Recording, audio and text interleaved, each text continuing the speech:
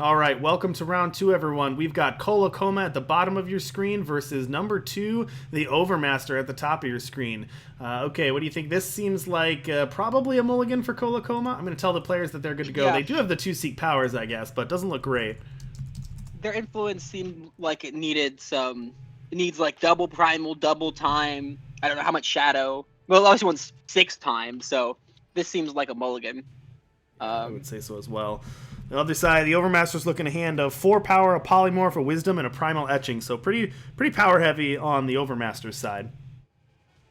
well, Colacom is mulligan to a decent hand. You might not think it's decent, but you can beseech this Maveloft Huntress into a primal situation. Now, obviously, Huntress is a powerful card, one of the best 2-drops if you ask characters in the community like M. Gallop, and it's hard to disagree that it's not even one of the best cards in Eternal.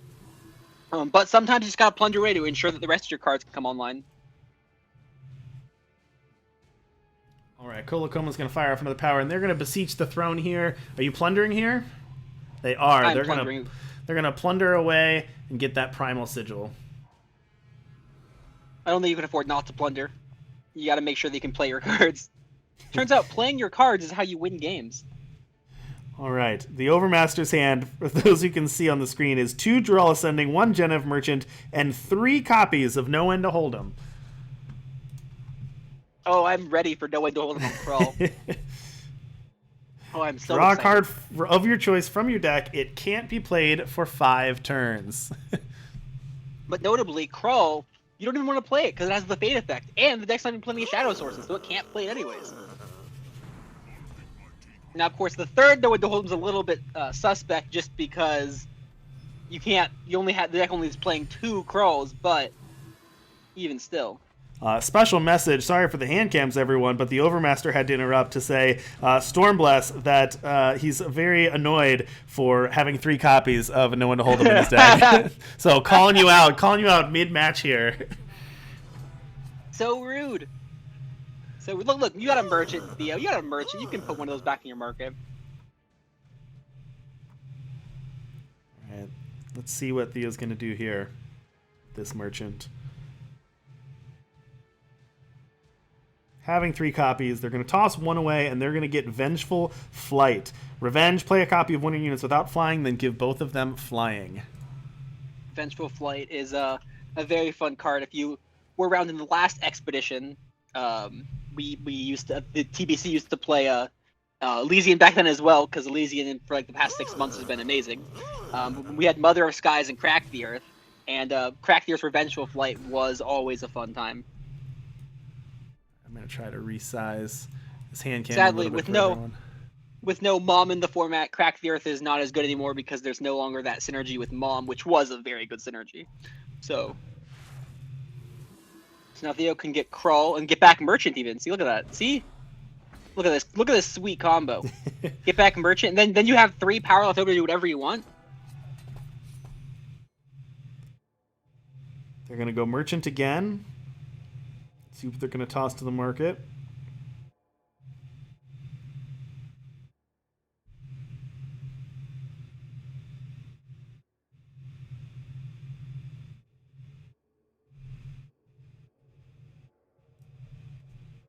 Tough decision here for Theo.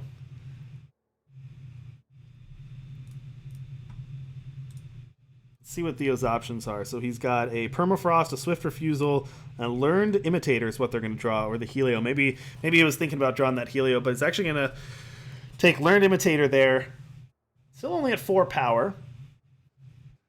So the bet. I mean, probably didn't grab Helio because not enough power in hand. But Yep. if you did have enough power in hand, Helio's really cool because if you have 7 power and you play no one to hold them, you can get back Helio from the void and pay 1 cost for 3 cards or more. Which, if you played Magic the Gathering, is a card called Ancestral Recall, and you'll know how good that effect is. It's quite a good card, in fact. And Theo going to drop out 2 Dural Ascendings here.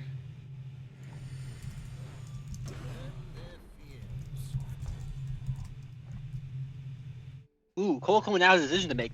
They're probably still going to just slam Hermit Gardener, but they could go to the market.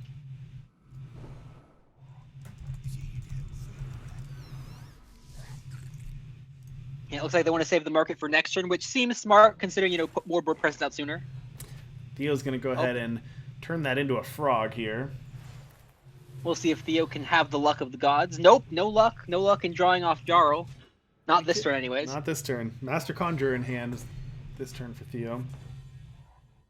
Beseech the Throne off the top for colacoma. So I imagine colacoma's... Ooh, they're not playing Vinegrafter and just using it immediately. I might have just gone for it, just because maybe they wanted to make sure they could play power for the turn, which I don't blame them for. In a deck like this, you want to make sure that you hit power every turn. That's what they're going to do. They're going to go ahead and plunder away, make that power, get that power drop for turn. And they do have that Vinegrafter. They also have the Desert Alchemist in hand here. Now that they have Time Symbol, we are very close to Reshape doing things. They're almost online for Reshape at max capacity, which I'm excited to see if that happens. Oh, and Theo drew a card off the Jarl. He did. What Vicious lucky days for Overgrowth. Theo. Look at that. Desert Marshal's going to take that out there. Take out the Jarl. And of course, Theo's stuck on 4 power, which is not where he wants to be, but... Ooh, Speaking Circle off the top for colacoma. Can't play it this turn, but that's going to be huge next turn. Here comes the Vinegrafter. Theo needs to make his play now. He doesn't know the Speaking Circle is coming, but... or maybe he does, and he just assumes that's going to happen sooner or later. So it's got to happen at some point. So you got to get a play in there, Theo, to make sure you can get that Speaking Circle. If you want to have a chance to win, you can't let the Speaking Circle sit around for too long.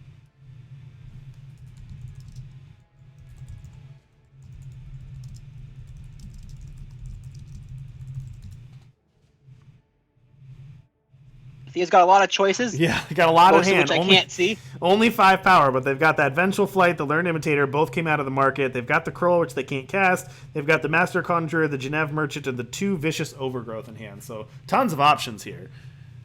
I mean, I probably just cast Vengeful Flight, put back Kroll, grab Helio. But that's also because I know what Colacoma's hand looks like. But Curse of Knowledge there. But I mean, all right, here comes Master Conjurer was the choice. My insider knowledge. So does he have the Dazzle? Does not have the Dazzle. Yeah, Send an Agent's going to knock that Conjurer out. Speaking Circle. All right, let's see the most exciting part here. What is going to come off of the Speaking Circle? First, we've got Razor Blades.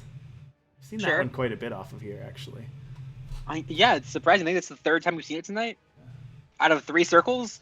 Or was it the second? It might have been the 2nd time. Might have been the 2nd. We saw it a lot on Friday, too, though. Immortalize, yep.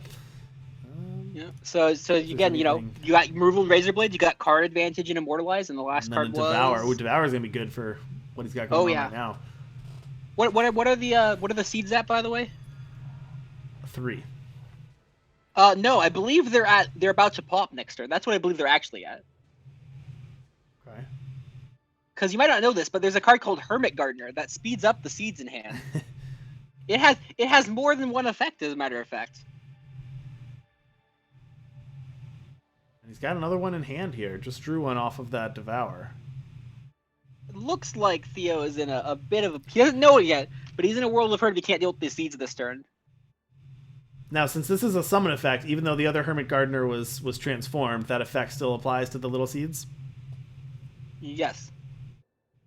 All right, Theo did draw an Elysian Silex for turn, so is going to be able to deploy a little bit more this turn if they choose to. Finally getting out of that, being stuck on 4 power. We're going to start with a Learned Imitator.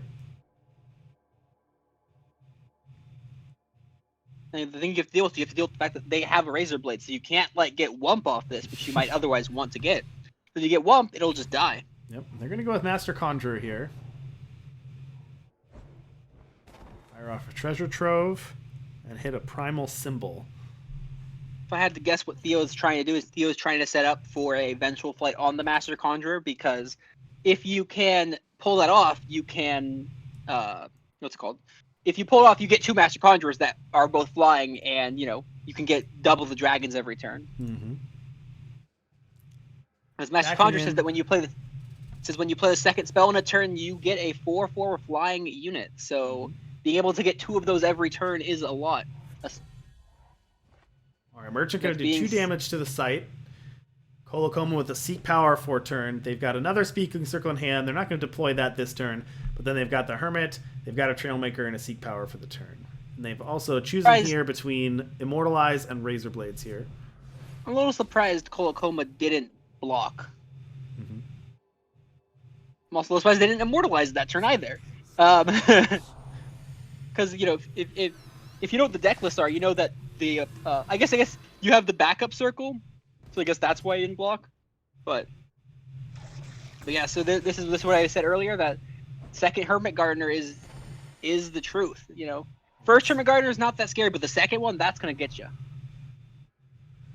All right, and that's going to make those little seeds huge. Those are going to attack for a ton of damage and put Theo down to 10. And 10 is very low, especially when you can't block 5/7s at all.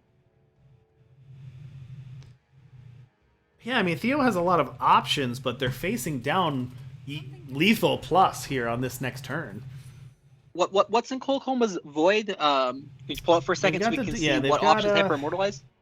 They've got the Desert They get back Alchemist. a frog. They can get back a frog So or just the Desert Desert Alchemist. Alchemist. Yeah, that's about it. So that's the benefit of transforming that Hermit Gardener, is that they can't get it back off Immortalize, because that would actually be brutal. Yep. All right, here comes the Permafrost to take care of one of those big seeds. Overgrowth is going to take care of the Speaking Circle. But Colacoma's got another one. They've also got a Haunting Scream. Like we said, that's only going to affect the Desert Alchemist here. I have been instructed by Collector to make sure that I announce any heads-up plays when I see them. I have forgotten that is the staple of Eternal Commentary, and I will endeavor to say so in the future. So, we'll see. Please do. Maybe All right, we're going to get a Martial Efficiency for the first one. We are going to get a Harbinger's Bite for the second one. Now, that had to be some really bad spells if you're going to pick Harbinger's Bite. Well, I mean, it's 3 damage this turn, right? I guess it is 3 damage, but it's also really bad. All right, they're going to do Saddle Up to give a unit +4/+4. That's going to make that seed into a 9/11 Overwhelm. They're going to attack it really actually does threaten a lot of damage, right? Because Theo is now obligated to block everything, because if Theo goes to 3, right, Theo just dies. Yeah, you're essentially at 7 now. Not the best card in the world, but it definitely shortens your clock. He was going to go to 6, so they've got 3 life to work with here. No more Krulls in deck, thankfully.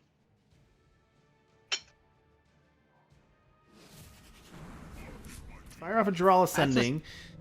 Now, we've been able to see the Dural Ascendings do a lot of damage once they get up to that 8 primal, and they can start, machine gunning your opponent, but not at this point in the game. There's too much. Colacoma has too much going on. Oh, and that Suffocate's going to seal the deal for this game. It is, absolutely. Because you can Suffocate, Harbinger's Bite, Haunting Scream, and win this turn, as a matter of fact. Yeah, you had Haunting Scream anyway. Suffocate's going to knock one of those out. That should be lethal for Colacoma here. So we saw Speaking Circle do some work. There's that Harbinger's Bite, going to do the 2. Suffocate's going to take care of this. So we saw Speaking Circle, 2 Speaking Circles do some work. I know you love the card. Is it too strong? Are we just going to see Speaking Circle win it all again? I mean, maybe. It might actually be too strong, although I think the real problem with Speaking Circle is that you can't play a Speaking Circle into a Speaking Circle. So in a Speaking Circle mirror, the first play Speaking Circle has this massive advantage. What really, I think the first change that should happen, maybe it should have other changes too, is that it should allow you to play a site into it, and the site immediately dies, but you get 1 agenda off. So if your opponent plays Speaking Circle, you can play a circle, get 1 agenda, and then both circles die. Right. And I think that would make the card feel a lot better than it currently feels. Yeah, that's a really important piece of it, is not only making it so your opponent can't play sites in the future, but also killing the site that's out there right now is just... It's killing a site super powerful, killing a site and preventing them from playing sites in the future, and then also getting, your 3 random abilities. It's all packaged up and with no influence requirements.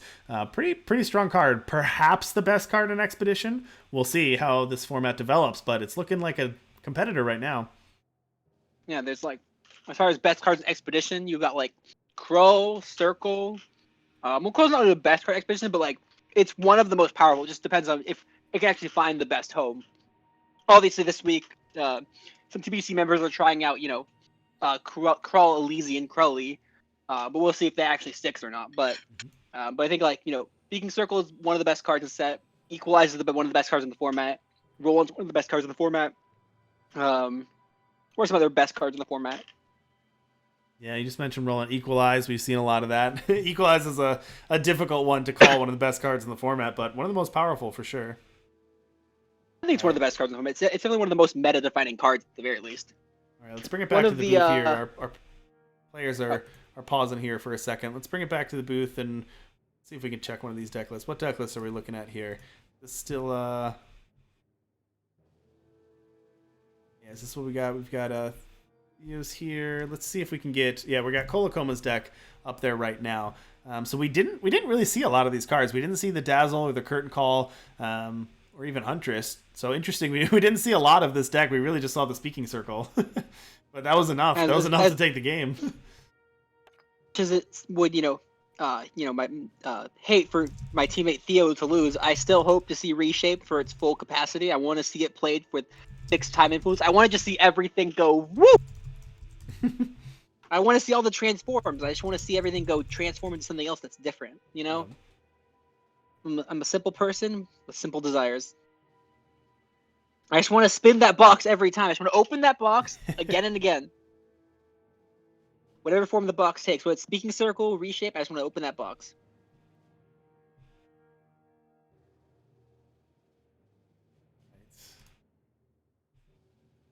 Speaking Circle being factionless is a pretty big deal for showing like every deck. The factionless is super interesting that you can basically just fit it in any deck, any shell that you want. 6 power is not nothing, but from what we've seen Friday and today, it hasn't looked like there's been any issues with getting that out. You almost don't even need to get it out early. Even at 6, it's totally fine, and it also allows you to get that kill clause on killing the opponent's site. So it's pretty effective there. I suppose I wouldn't be that surprised if it goes to 7. Just for the sole basis that it is factionless, and so there is a thing where you don't want factionless cards to be too powerful unless they're like you don't want them to be too ubiquitous, right? Unless they're like Petition or like Beseech the Throne, which enables people to actually play the game. You don't want to have your finishers be factionless because then every deck plays the same cards. You want to have different decks play different cards. So on that basis alone, right? Like a deck like Colacoma's, which you might not think would play a 6-drop, is just playing Speaking Circle, right? It's playing a bunch of like combo-y stuff. It's like, here's Speaking Circle because it's just very powerful. So it's just that powerful. Okay, sorry about that break, but our players are ready, so let's head down to the action here. We've got Colacoma at the bottom of your screen, 3 power, a Gardener, 2 Desert Alchemists, actually 2 Desert Alchemists, 2 Gardeners, and 3 power, so pretty decent hand here. And on Theo's side, they've got Wump and Mizo, Merchant, Dazzle, Primal Etchings, a Krull, and a Speaking Circle on their side this game. But unfortunately, there's a power off the top, so now 3 power plus a Primal Etching, so hopefully not get stuck again like they did last game. Yeah, so Theo sort of is on mold to 6 because Krull is, unplayable. It can't go to the market though, so that's always nice. True. Oh, there's a turn 2 Wump, but unfortunately for Theo, Colacoma has the answer in hand if they can reach the second primal. That is. Right, and there's the Wump for Theo. So if you're Colacoma, do you play Trailmaker and just make the primal because you have to, or do you try to risk it again? Because if you make the primal, you're setting up Trailmaker to just die. But if you don't make the primal, then you can't kill the. You're not gonna do that. Oh, because next turn you can do that though. Sorry to interrupt. I just realized what was going on. So they can end of turn play Desert Alchemist, play Power, and then next turn play Trailmaker for primal, and then play the Huntress. That's what they can do. Yep.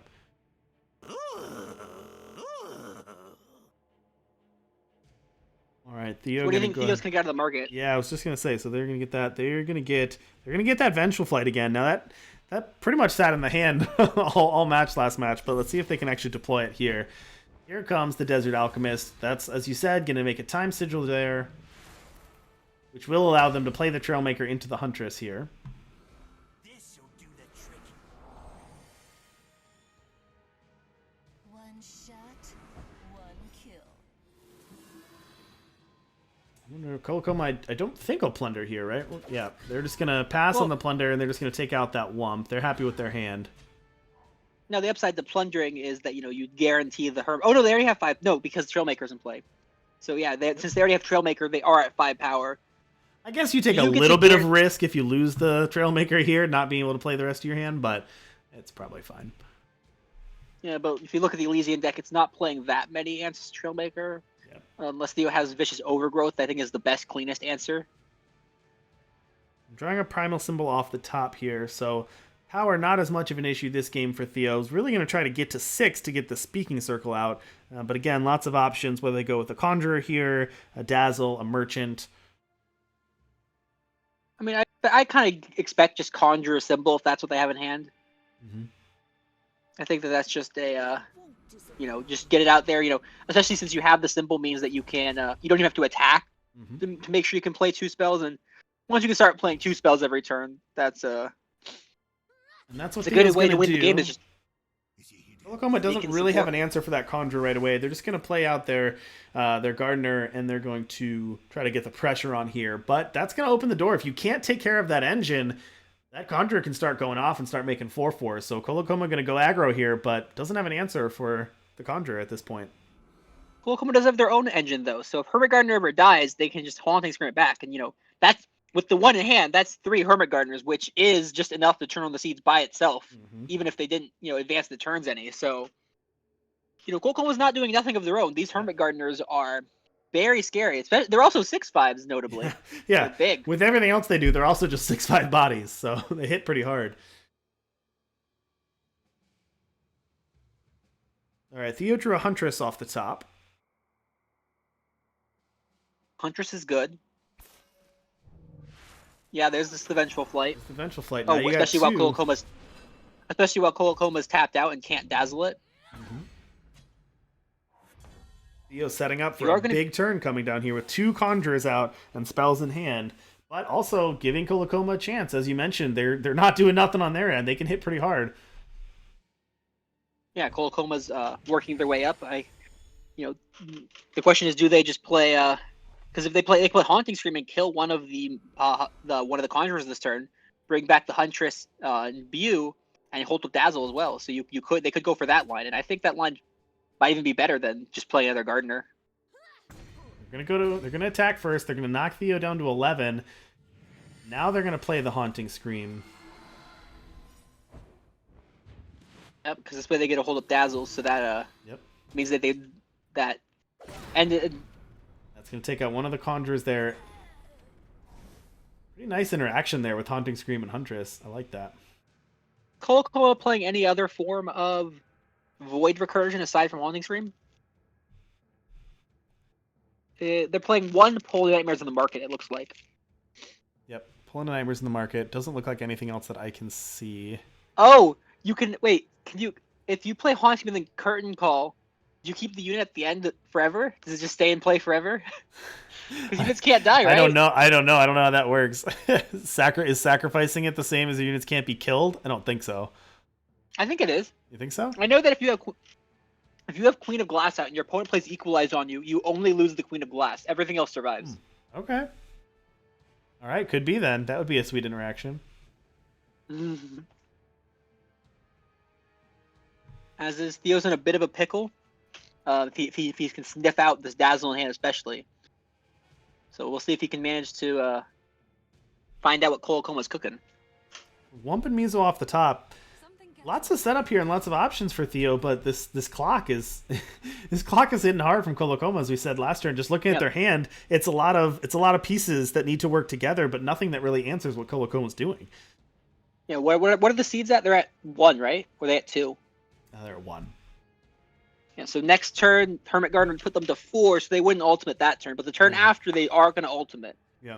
So Theo's going to grab Permafrost from the market.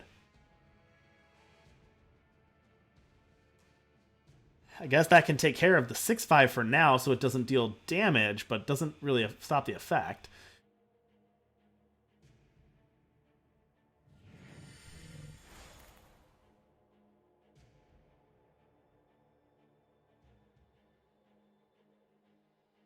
rough, because I think Theo is stuck on power again. Look, I'm going to dazzle that Conjurer. Dazzling Conjure seems. Oh wow, It's aggressive, but that's rude. That's a rude Huntress to draw colacoma. Now Theo That has seems a like a dazzle very in hand of aggressive their dazzle. own. It does. That- Looking to end That the was a game this very turn, but Theo also with a dazzle in hand. One shot, one kill. Comes that sweet promo Huntress. So if you're Theo, you just kind of have to let that go, right? I think so, yep.